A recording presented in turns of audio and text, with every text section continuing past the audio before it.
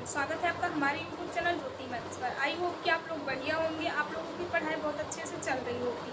तो फ्रेंड्स, आज मैं आप लोगों के सामने एक और वैकेंसी के बारे में बात करने वाली हूँ जिसका नोटिफिकेशन आउट हो चुका है और इसका फॉर्म जल्द ही फिल होना स्टार्ट भी हो जाएगा। वीडियो के लास्ट तक बने रहिएगा, आप लोगों को A to Z की जानकारी मैं देने वाली हूँ कि इसका फॉर्म फिल कब से होगा, लास्ट डेट क्या रहने वाली है, इसका एग्ज़ाम कब होगा, सिलेबस क्या है, इसका एज लिमिट क्या रहने वाली है। यानी कि इस वीडियो में आप लोगों को A to Z की जानकारी मिलने वाली है। तो सबसे पहले यहाँ पर जो भी लोग मेरे चैनल पर नए हैं वो हमारे चैनल को सब्सक्राइब कर लेंगे और बेल आइकन को प्रेस कर लेंगे ताकि ऐसे ही वीडियोस आप लोगों के सामने पहुँचती रहे। तो ये जो वैकेंसी है फ्रेंड्स, ये है वैकेंसी रेलवे भर्ती बोर्ड की तरफ से यहाँ पर इस वैकेंसी को निकाली गई है। तो इस वैकेंसी का नाम है आरआरबी 2025 में वैकेंसी है, यानी कि रेलवे रिक्वायरमेंट बोर्ड 2025 की यहाँ पर 25 की तरफ से यहाँ पर निकाली गई है भर्ती। यहाँ पर जो इसकी टोटल पोस्ट रहने वाली है वो है यहाँ पर 6180 यहाँ पर पोस्ट को जो है निकाली गई है। इसकी जो ऑनलाइन स्टार्ट यानी कि जो फॉर्म है वो स्टार्ट होगा इसका कब से, तो 28 जून से इसका फॉर्म स्टार्ट हो जाएगा यहाँ पर फिल करना। और जो लास्ट डेट रहने वाली है इस फॉर्म की वो रहने वाली है 28 जुलाई, यानी कि एक महीने का आप लोगों को यहाँ पर टाइम दिया जाएगा। तो जो भी लोग इच्छुक हैं वो इस फॉर्म को ज़रूर फिल करें। तो इसकी जो लास्ट डेट रहने वाली है वो है 28 जुलाई 2025 और एग्ज़ाम डेट अभी यहाँ पर कंफर्म नहीं हुआ है, यानी कि एग्ज़ाम डेट को अभी बताया नहीं गया है कि इसका एग्ज़ाम आप लोगों का कब लिया जाएगा। तो इसका एग्ज़ाम भी जल्द ही करवा लिया जाएगा। और जो इसकी क्वालिफ़िकेशन रहने वाली है वो है 10th पास, यानी कि अगर आप लोग मिनिमम 10th पास है तब आप लोग इसका फॉर्म फिल कर सकते हैं। अगर 10th पास है या फिर ITI आप लोग ITI किए हैं तब आप लोगों के लिए जो पद रहने वाली है वो है टेक्नीशियन ग्रेड 3rd, यानी कि अगर आप लोग यहाँ पर 10th पास है या फिर ITI किए हैं तब आप लोग टेक्नीशियन ग्रेड 3rd के पदों पर आप लोग इस फॉर्म को फिल कर सकते हैं। और अगर आप लोग BSc किए हैं या फिर BTech किए हैं तब आप लोगों के लिए जो ये पद रहने वाली है वो है ग्रेड यहाँ पर टेक्नीशियन फर्स्ट, यहाँ पर आप लोगों के लिए यहाँ पर पद रहने वाली है। तो आप लोग इस पदों पर आप लोग फॉर्म को फिल कर सकते हैं।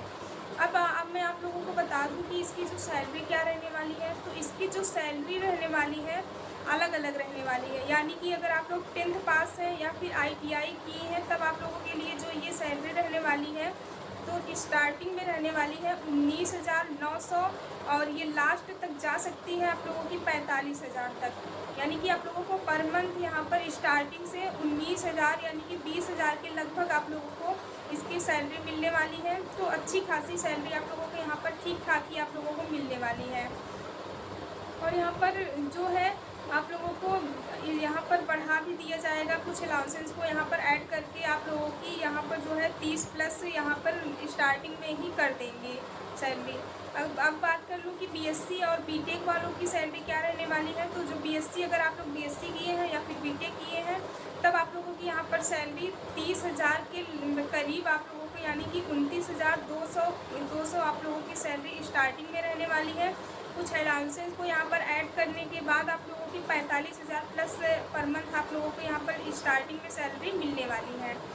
अब यहाँ पर बात करूँ कि एज लिमिट क्या रखी गई है। तो इसकी जो एज लिमिट रखी गई है वो रखी गई है, अगर आप लोग यहाँ पर 1 जुलाई 2025 को आप लोगों की यहाँ पर एज 18 साल कंप्लीट हो जाती है तब आप लोग इसका फॉर्म फिल कर सकते हैं।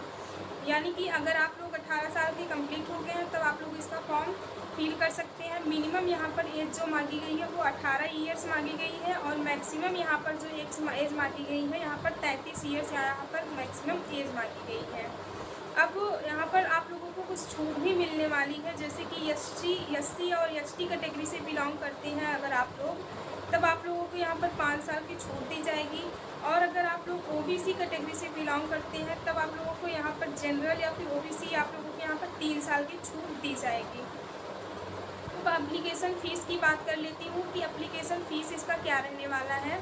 तो अगर आप जनरल OBC या फिर EWS से बिलोंग करते हैं तब आप लोगों के लिए यहाँ पर फ़ीस रखी गई है 500 रुपया। और अगर आप एससी हैं, एसटी हैं या फिर पीएस से बिलोंग करते हैं तब आप लोगों के लिए यहाँ पर 250 रुपया यहाँ पर फ़ीस को रखा गया है, एप्लीकेशन फ़ीस को रखा गया है।